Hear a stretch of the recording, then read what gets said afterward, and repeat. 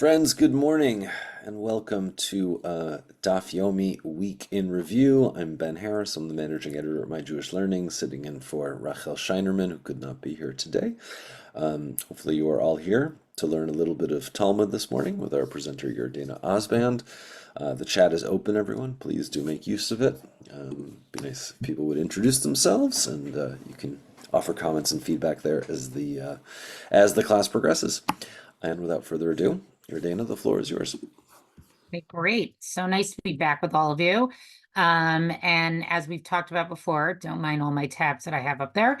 But we are going to do a little bit from this past week in Daf Yomi.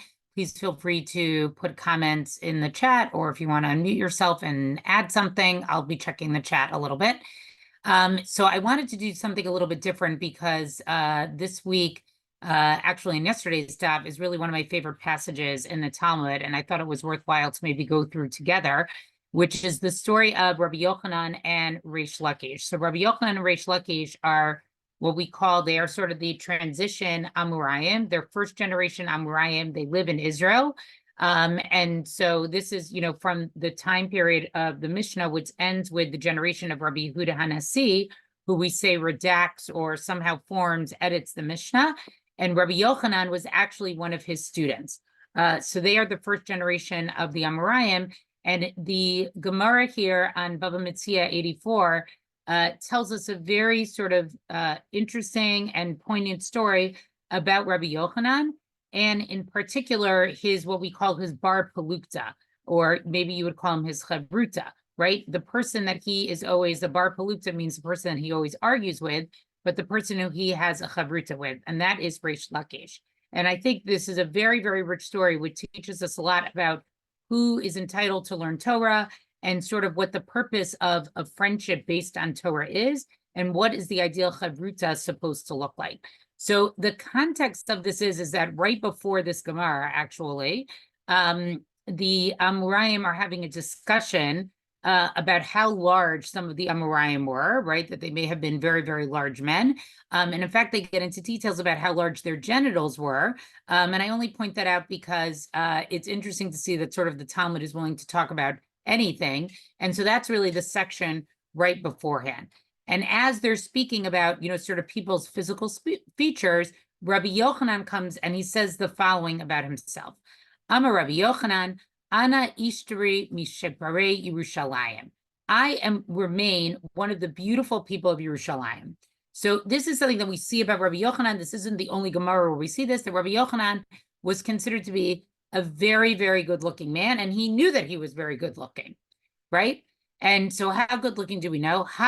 So we say, Ha-man debai mechaze shufrei de Rabbi Yochanan, right? Somebody who wanted to see the beauty of Rabbi Yochanan. Nate casa de kaspa mi beis silke. So what should they do?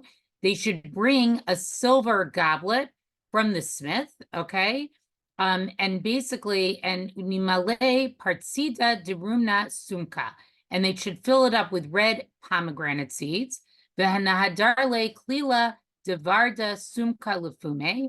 And then put like red rose, petals like on the lips of the goblet, okay? The notive beshimsha latula, and then put that goblet that's filled with the pomegranate seeds and the rose petals between the sunlight and the shade, right? Hahu zahure mein shufra de Rabbi Yochanan. This is how beautiful Rabbi Yochanan was, right? So they sort of paint this picture of like, what are things that are beautiful in this world, right? You have this beautiful silver goblet that's filled with, if anyone knows how beautiful, glistening pomegranate seeds look, and then you have these beautiful rose petals, and that is how beautiful Rabbi Yochanan was. Okay, so the Gemara wants to spend a lot of time telling us that he was really a very, very handsome man. And then the Gemara says, Ini, right? Is this really true? Baha Amar Mar, didn't the master say, Shufrei de Rav Kahana me'in Shufrei de Rabbi Avahu? The beauty of Rav Kahana, right, was like the beauty of Rabbi Avahu. Shufrei de Rabbi Avahu me'in Shufrei de Yaakov Avinu. The beauty of Yaakov, right, was like, the beauty of Rabbi Avahu was like the beauty of Yaakov. Shufrei de Yaakov Avinu me'in Shufrei de Adam Harishon. And the beauty of Yaakov was like the beauty of Adam, the first man. Vilu Rabbi Yochanan lo kal chashiv le. And we see who's not on this list of the most beautiful men in the world. Rabbi Yochanan is not on this list. So we say Shani Rabbi Yochanan the hadrat panim lo havele. Rabbi Yochanan was different because he did not have beauty of what it says of his face, of countenance. So what it actually tells us is that Rabbi Yochanan, the Mefarshim explained, is that he actually didn't have a beard. So you have to remember that for many parts of history, having a beard, and actually I think we're back into that, right? Beards are very in again, okay? But for a while they were not in. But beards are considered to be very, very in now. So we say he's not on this list because this is a list of good-looking bearded men, and Rabbi Yochanan is not part of this list. Now, to continue to tell us how good-looking he was, it tells us the following thing, which is a little bit shocking. Rabbi Yochanan have azav yatev ashare tvila. Rabbi Yochanan would go and sit by the entrance of the mikveh. Amar, and he would say, he salkan beno Yisrael mitivilat mitzvah lifgobi. Right? When Jewish women come up from their immersion, right, that they're doing for the sake of a mitzvah, right, meaning after they menstruated, after that period of time when a woman would have to go to the mikvah, right, they should encounter me first, okay? So that they should have beautiful children like me, Gimri Oraita Kavati, and they also should learn Torah like me. So what this is talking about here, and I know this is shocking because today if a man stood outside of the mikveh, I think we would all call the police and say that this is, not something that we would encourage in our communities. But there is definitely idea in the Talmud that what women see while they are involved in sexual relations, and particularly when they conceive a child, can actually affect the health or the nature of the child. So there's a very famous one that if you see one thing, like your child can develop epilepsy. There are many Gemaras that talk about these types of things. And so Rabbi Yochanan is saying that his sort of service to the public is that he would have himself sit outside of the mikveh. He was very good looking. And this way, the women would see this very good looking Talmid Chacham. And in a way, that's what they would think about when they were with their husbands. And so this is what their child should be like, were they to conceive a child right after that mikveh, okay? I think this is a pretty shocking thing to see here. It's something that really doesn't make a lot of sense for us. I'm just going to check the chat to see if anybody has anything to say here. So Laura says here, no beard. Maybe that's why Yosef was not on the list. He was also considered to be beautiful. Yes. So I think that's interesting that Yosef is not there as well. And then, right, Laura says here, so a woman fantasizing is okay. So I think more with the Gemara, I wouldn't say that that's what the Gemara, I think that's a modern language around it, but there's definitely this idea that sort of what you think about, right, during a sexual encounter, and if a child is conceived, can impact the nature of that child afterwards, right? And so I think it is trying to say something about, sort of like what sexual thoughts that people have or things that they see and how it impacts, right, that actual act of sex, which is very interesting and a whole other topic. Now the Gemara goes on to say the following. Amrule Rabbanan. The rabbi said to Rabbi Yochanan, Lo mistafe mar me'ane bisha? Isn't the master worried, right, that sort of he'll be harmed by the evil eye? Like, in other words, there's something a little bit proud about saying that you're so good looking that you're going to sit out in front of the mikveh for women to look at you so that when they go home, they think about your beauty. Amar lahu, he says to them, Ana mizara de Yosef katena. So the person who said Yosef, I don't know if you knew that this was coming up next. So he says, I'm from the offspring of Yosef, right, for whom the evil eye does not have any dominion over. And so here they quote a pasuk from Bereshit chapter 49, verse 22. This is from the brachot, from the blessings that Yaakov gives to his children on his deathbed, where it says, Ben Porat Yosef, Ben Porat Ale Ayin, right? Joseph is a fruitful vine by a fountain. But the words there is Ale Ayin, right? So rather, right? So in other words, you're reading that Va'amar Rabbi Avahu says, Al Tikrai Ale Ayin.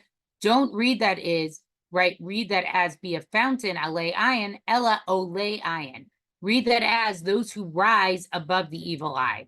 So what it means is that if you are a descendant of Yosef, okay, if you're a descendant of Yosef, you're not subject to the evil eye. And so he says, nothing bad's going to happen to me because I do this. Rabbi Yossi Bar Chanina Amar Mehacha. Rabbi Yossi Bar Chanina derives the idea from this pasuk in Bereshit, chapter 48, verse 16. V'gdula rov b'kerav haaretz, right? So that is the second half of the pasuk that we know is a song. Hamalach hagoel otimi korah yivarech atanarim, right? So that's, that God, he blesses the children, right? And then part of that pasuk is v'yigdula rov b'kerav haaretz, right? Let them grow v'yigdu into a multitude in the midst of the earth.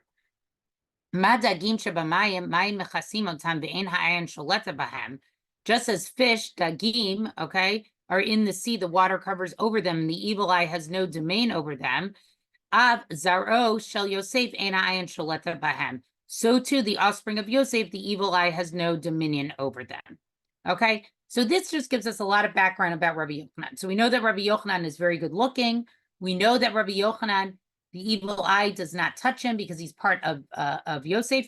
And we also know that he's a Talmid Chacham, right? Because it's not just that when women look at him before, when they leave the mikvah, it's that they should have good-looking children. It's also that they should have children who are Talmidei Chachamim. And so the Gemara says the following here. Yom Achad Haveka Sachi Rabbi Yochanan Biyardena. Okay? So one day Rabbi Yochanan was bathing in the Jordan River. Okay? He's taking a bath in the Jordan River. Chazi Reish Lakish Ushvar Liardena Abatre. And Reish Lakish saw him and jumped into the Yarden pursuing him. Now, what we know about Reish Lakish is, and this comes up in other Gemaras, and it will be talked a little bit about here as well, is that Reish Lakish actually was like a bandit. He was a robber. He had a past that was negative. Okay, and so what does he do? Reish Lakish sees Rabbi Yochanan. He jumps onto him. Amarle chelach leorta. And so Rabbi Yochanan says to Reish Lakish, your strength is fit for Torah study.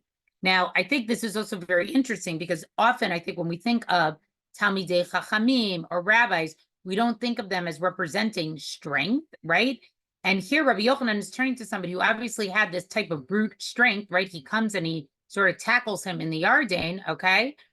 And he basically says, you actually you actually have the strength to be a Talmid Chacham. Now, what some of Farshim explained is actually what was going on here is that Reish Lakish saw Rabbi Yochanan, maybe mistook him for a woman, maybe thought he was a man, and was so beautiful that he actually wanted to kidnap him and take him for himself, okay? And so then he basically says, okay, so he says to him, right, Amarle, Shvurach Lenashe. And so Reish Lakish says to him, your beauty is fit for a woman, right? You're so beautiful. You're as beautiful as any woman that I've ever seen. Amarle, I hadratba yehabna la achoti. So he says, if you return basically to Torah, right, I will give my sister to you, to Shapira Minai, who is actually more beautiful than me, okay? Also, I think for modern learners, this is very problematic. He bargains his sister and all of this, right? He basically says, you think I'm beautiful? I'll give you my really beautiful sister, okay? Kabel alei, so Reish Lakish basically accepts this upon himself, okay? And then the Gemara tells us that what he wanted to jump back into the river to get his clothes, but he wasn't able to. And so what many of the Mefarshim explained here is that once he made this commitment, basically to go and to learn Torah, he like loses his strength in some way. Now, I think we could say what biblical character are there like some parallels to here? Right? Probably to Samson, right? The idea that sort of like for the beauty of a woman or for a woman, or when you make a life change that you somehow lose your strength. Okay. Now, I just want to go through some of the comments here. Okay. So Aaron Boxer says here, this whole thing shows our need to have explanations even when there's no evidence for them. I'm not sure to what you were talking about. Maybe those psukim there. And Paul Schlichman says, this is a drastic turn from the discourse of the liability for rented donkey. Yes, it is. Actually, this chapter is really dealing with wages that we pay our workers, and they get onto this particular topic. And correct, that's often what this, always does. That the Gemara can sort of get onto an Agadata that doesn't have anything to do with how we originally started out, what topic we were talking about. So Lynn says here, maybe this Agadata is cover for an implicit aspect of Yochanan. He's described as beautiful in feminine terms. Reish Lakish initially pursues him because he believed him to be a woman. We don't read about any marriage or children he may have had. So that's not true. Rabbi Yochanan actually did have children. And when you read in Masachet Brachot, there's actually a very, very sad passage there that talks about Rabbi Yochanan goes to visit somebody who's sick, and he talks about how he lost 10 of his children, and he carries around the bone of one of his 10 children. I don't remember exactly where the Gemara is in Brachot. You can get my email. I will send it to you. But it's actually a very, very poignant, very, very sad Gemara, where he basically says that he did have 10 children.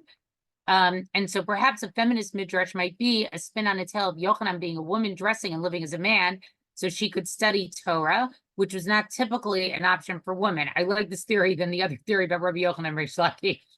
I totally hear that. It is definitely an interesting passage. The idea that he looked like a woman, was as beautiful as a woman. The Gemara spends a lot of time telling us how beautiful he was. And I think certainly with a modern eye, there's a lot of different ways to maybe read this. And then Laura here says, but then he loses his strength, so he does become like the other Talmud scholars. Yes, that's what's so interesting, is that Rabbi Yochanan originally says to him, you're strong, that's why you can learn Torah, and then he loses it, right? So something seems to happen to Reish Lakish, okay? It's, thank you, Erica. Yes, that's a Gemara and Brachot. So I would tell you how to look it up on Brachot 15. It's a whole section of the Gemara that talks about sort of how do we visit or console people who are sick or going through suffering. And that's when he talks to somebody, Rabbi Yochanan, and he shares that about himself. So that's it. I'm literally just in, Barbara, I'm just in the Safaria. It's not a source sheet, it's just in Safaria. That's what I'm on. Okay, so basically, Reish Lakish basically agrees that he's going to learn Torah now with Rabbi Yochanan, okay?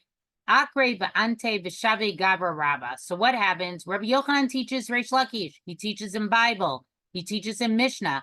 The gabra rabba, right? He turns him into a great man.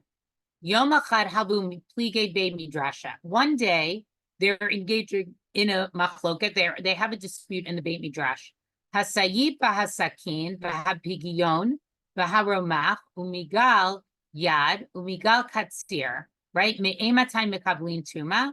All right. So they're talking about different types of utensils: a sword, a knife, a dagger, a spear, a hand sickle, a harvest sickle.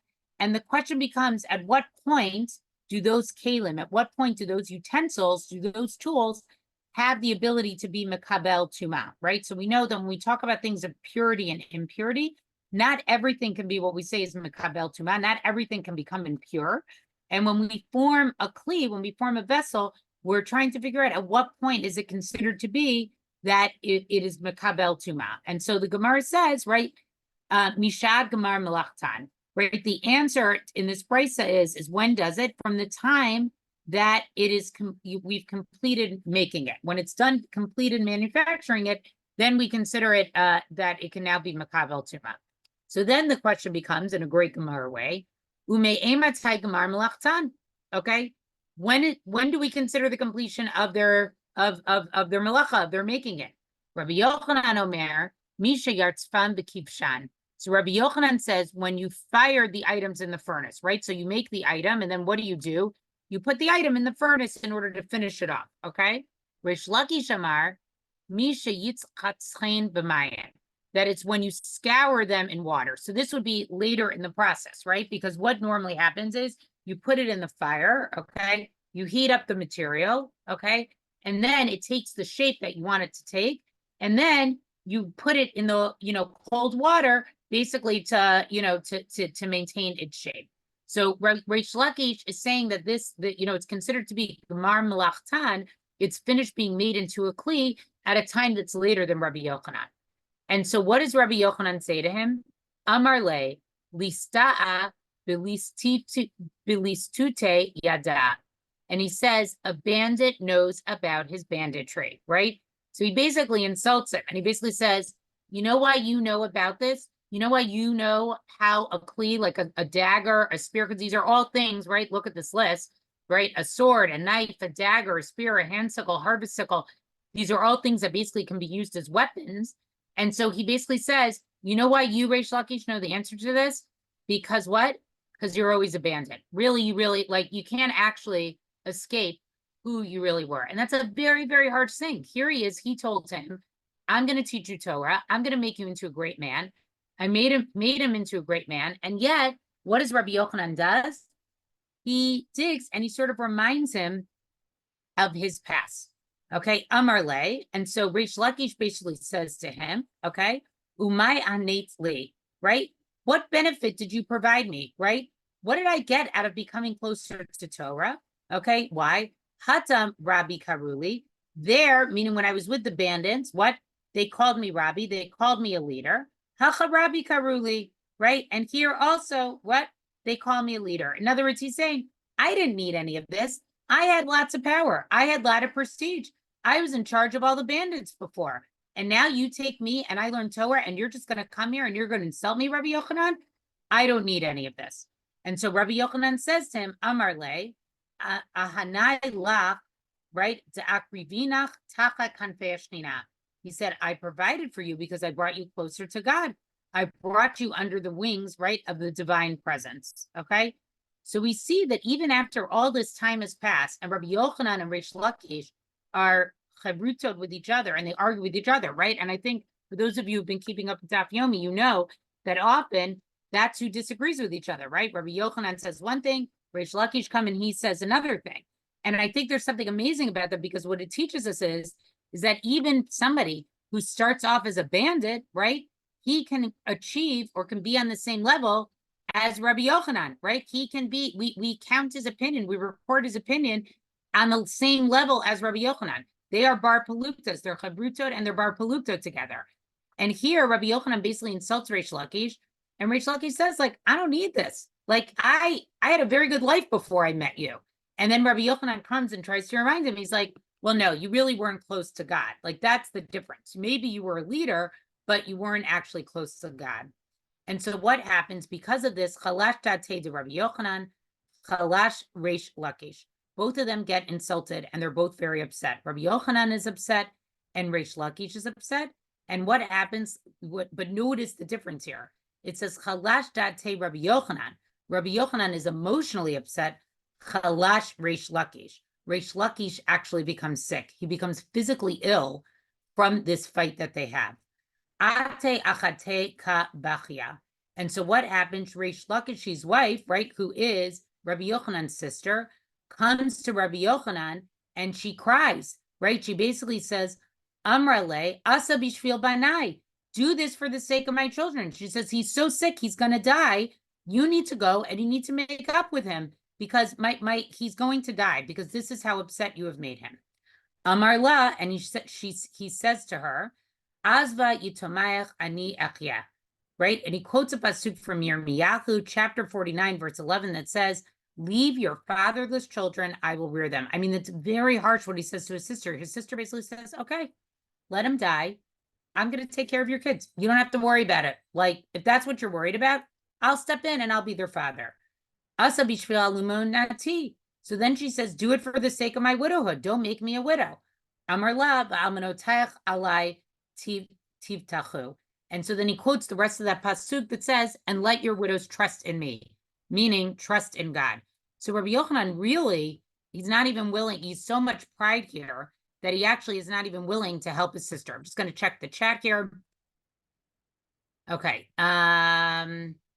Okay, so Leah says here, our origins do influence us for better or for worse. It's up to make the most of them. Yes, that's true, right? So Rabbi Yochanan could have said to Reish Lakish, well, you know what? Because you know how to make these things, I respect you and I agree with your opinion. But he says it to him in such a, sort of backhanded way. Jim wrote here, I read that Reish Lakish was a gladiator and therefore would be a real weapons expert. The bandit jab may just mean gladiators were held in low regard like bandits. Yes, I would agree with that. Whether he was a gladiator, whether he was a bandit, but he's definitely making fun of him here. Emily, did he die of a broken heart? For those of you who want to have a different type of reading with that, maybe. They had a very big fight. And Sal says, Rabbi Yochanan's personality is a problem. Yes, I think and Lynn agrees with that. Okay, Leah says, this has echoes of the Oven of Aknai story, especially of its aftermath. I can see why you would say that. We saw that a little bit earlier in Bava Metzia. That's in 56 or 57, right, with Rabbi Eliezer and Rabbi Yeshua, where actually most people, when they talk about Tanur Shel Aknai, they quote the part of Rabbi Yeshua who says, Lo b'shamayim, right? The Torah is not decided in heaven. But the actual moral, the moral lesson of that story is what words can do to another person, right? They put Rabbi Eliezer in Cherem, he's excommunicated, and he basically, is totally devastated by what happens to him. And the context of that story is actually about onat devarim, right? About making somebody suffer because of the words you use. So that Gemara is often very misquoted. So I would agree with you about that. So what happens here? Nach nafshe de Rabbi Shimon ben Lakish. So what happens? He dies. Rabbi Yochanan batre tuva. And Rabbi Yochanan is so upset that he dies. He has tremendous pain that he died. Amru Rabbanan. So the rabbis say, Man la'azel liyotve ladate. What can we do to calm Rabbi Yochanan's mind? Like, what can we do? Here is it's Rabbi Yochanan. And what can we do? We see that he's so distraught, he's so upset. What could we do for him? Nazo Rabbi Eliezer ben Pidat demachtadan shma atete. So they said, let Rabbi Eliezer ben Pidat go. His statements are sharp. In other words, he's clever. Let him be. He'll replace Reish Lakish. That's who we'll send to go learn with Rabbi Yochanan. And what happens? Azal Yatev Kameh, right? So he goes and he sits before Rabbi Yochanan, Rabbi Eliezer ben Pidat. Ho milta dahabe amar Rabbi Yochanan amar le Tanya demaselach. Anything that Rabbi Yochanan would say, Rabbi Eliezer's response would be, there's a breita that supports your opinion. In other words, what did Rabbi Eliezer do? Rabbi Eliezer ben Pidat, he doesn't disagree with Rabbi Yochanan. He just says, oh, I'll bring a proof that shows you what you said is actually correct. So Rabbi Yochanan says, Amar, at kavar Lakisha, right? He says, are you like the son of Lakish? Bar Lakisha ki have amina milta, right? When I was with the son of Lakish, I would say something. Have makasheli esrim va'arba'a kushiyata. And he would raise 24 difficulties against me. In other words, we were chavrutot. He would try to say why I was wrong. He would try to disprove me. He would have 24 reasons why what I said. He would give me 24 kashas. Umafrikna le asiran v'arba peruke. And what would I do? What? I would answer him with 24 answers. Umimele ravache shmata. And the halacha itself would become broadened. In other words, through this back and forth, through this challenging that Reish Lakish did, what did it do? It actually made the halacha more apparent. It actually made the halacha more clear. If you're just going to sit here and say everything that I say is right, we're not refining the halacha. We're not discussing the halacha. The process of deciding halacha, the process of learning Torah, is not to agree with everything that your chavruta says. It's not to agree with everything that the person is studying. It's supposed to be a back and forth, right? So, I know we like to say that Jews like to argue about everything, but this is the point. We argue about things because we're meant to clarify things. It's through arguing that we actually come through to knowledge. And so therefore he says, Va'atamar Tanya minaselach, and you answer me, Rabbi Eliezer ben Pidat, you just say to me, what? You just say to me, oh, I have a brisa for you, right, that agrees with you. Atula yadana de sheper kamina. Do you not know that what I'm saying is good? He's like, I don't need a brisa. I want you to tell me why I'm wrong. I don't want you to tell me why I'm right. Havaka azil v'kara ma'ane v'kabachi v'amar. And so he went around and he tore his clothes and he was weeping and he said, Heicha atbar lakisha, heicha atbar lakisha. And he just keeps crying for his chavruta. Where are you, son of Lakish? Where are you, son of Lakish? And he basically screamed until his mind was taken from him, right? He goes crazy. He becomes insane. And so the rabbis prayed that God would have mercy on him and take his soul, and Rabbi Yochanan died, okay? And that is basically the end of that story, okay? Now, there are some other passages. There's a passage, I forget where it is, where Rabbi Yochanan's sister actually comes to him and basically says, she tells her son, right, Rabbi Yochanan's nephew, stay away from Rabbi Yochanan because look what he did to your father. So there definitely was a period of time that sort of elapsed from when Reish Lakish passes away to when Rabbi Yochanan dies. But I think this is really, really a very, very interesting passage here, right? First of all, I think just the whole character of Rabbi Yochanan is fascinating, right? The idea that he sort of is beautiful, he owns it, he knows it, he uses it to help other women within the community, okay? And I think, people want to say that maybe Reish Lakish and Rabbi Yochanan had a relationship. I don't know. I think that part of the mikvah is a little bit different because it's definitely like, I think he's using himself as a man in a very heterosexual way to sort of appeal to these women. I think the idea that, we see from Reish Lakish that anybody, right, has the ability to dedicate themselves to Torah and become great in Torah is apparent. And the last piece is here is that what is the purpose of having a chavruta? What is the purpose of having somebody who you learn Torah with? And the purpose is not to have somebody who agrees with you about everything. The purpose is actually to be somebody who's going to really be a foil for your learning. And Rabbi Yochanan, once Reish Lakish left him, he was never able to find that again. And he actually dies from that because that loss was so overwhelmingly painful for him. It's almost like he goes insane, like his mind can't work anymore. He can't have that same type of intellectual stimulation and conversation and learning that he had when Reish Lakish was in his life, and therefore he loses his actual mind. So this was the passage that I wanted to share. I know sometimes I jump around and try to do a little thing from each part of the daf, but I really felt this was a great story. It's 5 o'clock. We'll wrap up quickly. So let's see a few things here. Okay. Okay. Aaron says you don't know what you've got till it's gone. Yes, thank you, Joni Mitchell. Right. Is this iron sharpens iron? Yes, I think you could say this is the idea of where this could come from.